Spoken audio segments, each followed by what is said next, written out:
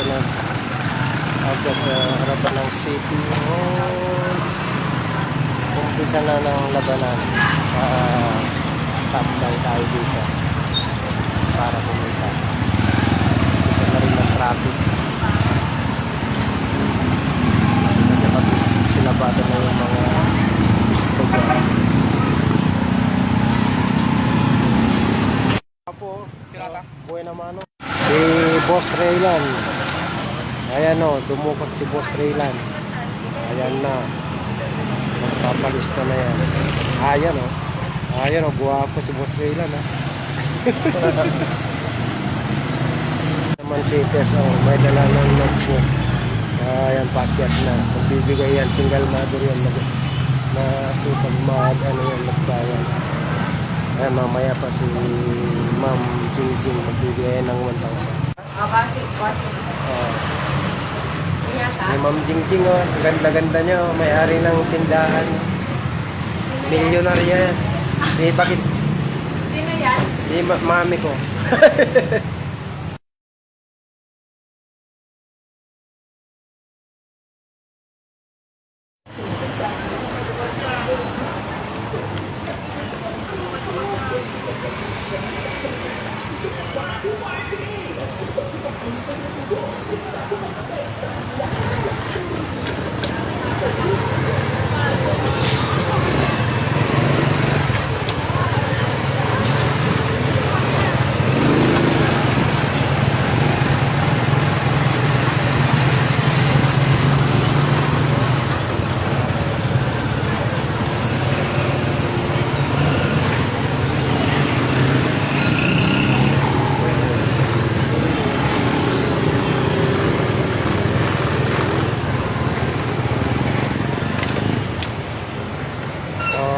Tapos na tayo maghanap buhay, pauwi na tayo.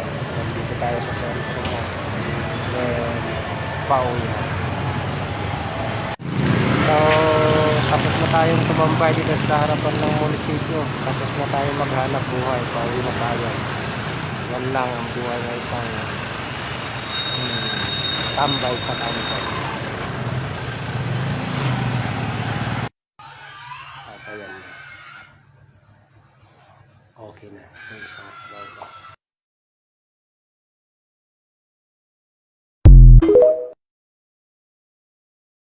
So ayan, tapos na yung collection natin sa araw na ito. At yung iba may mga nag-opisina kasi na may hiram din kami sa ng pera, kaya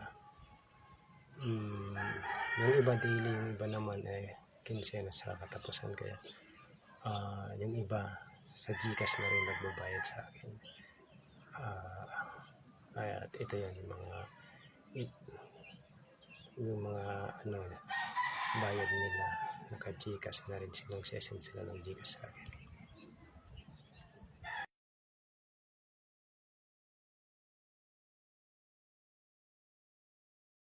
So ganun nga.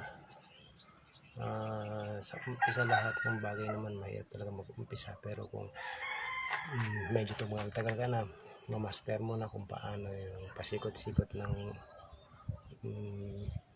ganitong uri ng pamumuhay. At least nakatambay ka lang sa kanto 2 oras o less than 2 hours lang yung trabaho mo doon, kumikita ka na. At least natutulungan mo yung asawa mo sa paghahanap buhay. Kung minsan mas malaki pang kita mo kaysa mga nagtatrabaho sa mga kumpanya na iba, diba?